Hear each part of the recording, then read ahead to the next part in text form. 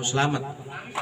Swab hati kita dengan Quran, vaksin jiwa kita dengan zikir, cuci tangan kita dengan sedekah, jaga jarak dengan maksiat. Insya Allah, aku yakin saya selamat. Saya ulang, swab hatimu dengan Quran, vaksin jiwa kita dengan zikir, cuci tangan dengan sedekah, jaga jarak dengan maksiat. Insya Allah selamat. Maka satu kuncinya, kalau kita kejar dunia tentu takkan dapat. Kalaupun dapat tentu takkan banyak. Kalaupun banyak tentu takkan puas. Kalaupun puas takkan lama. Tapi kalau kita kerja akhirat tentu kita akan dapat. Sudah dapat pasti banyak. Sudahlah banyak pasti puas. Sudahlah puas akan kekal abadi selamanya. Jadi menurut filosofi, kalau gajah mati meninggalkan gading, macan mati meninggalkan belang, ayam mati meninggalkan jago, rusak mati meninggalkan taduk, badak mati meninggalkan cula, Rasulullah Shallallahu Alaihi Wasallam wafat meninggalkan iman, Islam, ihsan, Al-Quran, umat yang terhormat. Semoga kita selalu berdiri tegar di pilar-pilar kebenaran ajarannya sampai yaumil qiyamah. Amin. Amin. Ya Allah ya Rabbal alamin. Kunci satu, para hadirin wal hadirat rahimakumullah. Saya nggak panjang lebar, cuma dua versi nanti. Satu, silaturahim. Yang kedua, membangun semangat kebersamaan. Ini tanda kita bersyukur pada malam ini. Yang pertama, dengan hadirnya kita di sini dapat bermuhajahah, bertaruh, bermujalasah, tentunya kita dapat bersilaturahim. Saya ingat ketika Rasulullah Shallallahu Alaihi Wasallam dipanggil oleh Allah Isra Mi'raj melalui ayat Subhanalladzi asra bi abdi lailan minal masjidil haram minal masjidil aqsa. Ternyata ketika Rasulullah di perjalanan melihat sesuatu yang fenomenal. Melihat apa Rasulullah?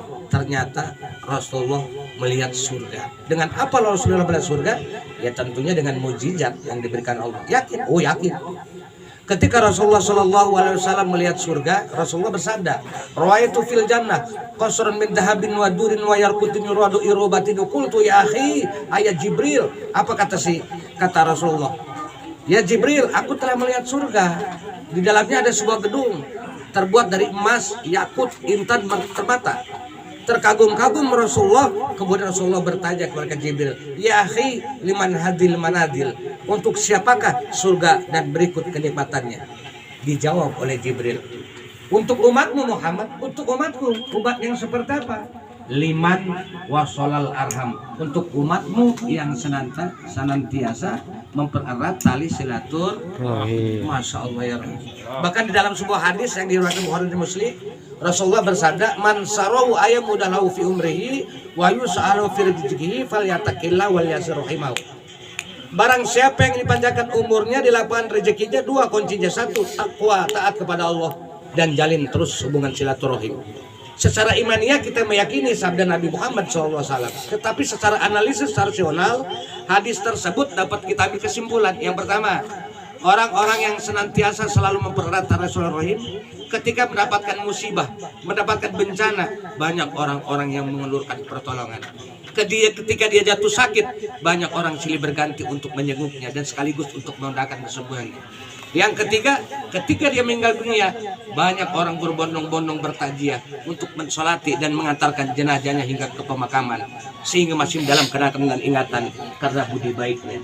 Yang keempat, dengan silaturahim, pergaulan dan hubungan kita akan semakin luas. Kita dapat berbincang-bincang, tukar informasi, sehingga dapat membuka pemikiran-pemikiran baru yang akhirnya dapat menciptakan kerja dengan kita.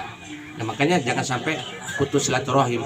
Kedatangan saya dari Pondok Pesantren Gunung Kunci, Pak, baru kali ini barangkali saya juga, tapi kalau di perumahan Natara itu sering dakwah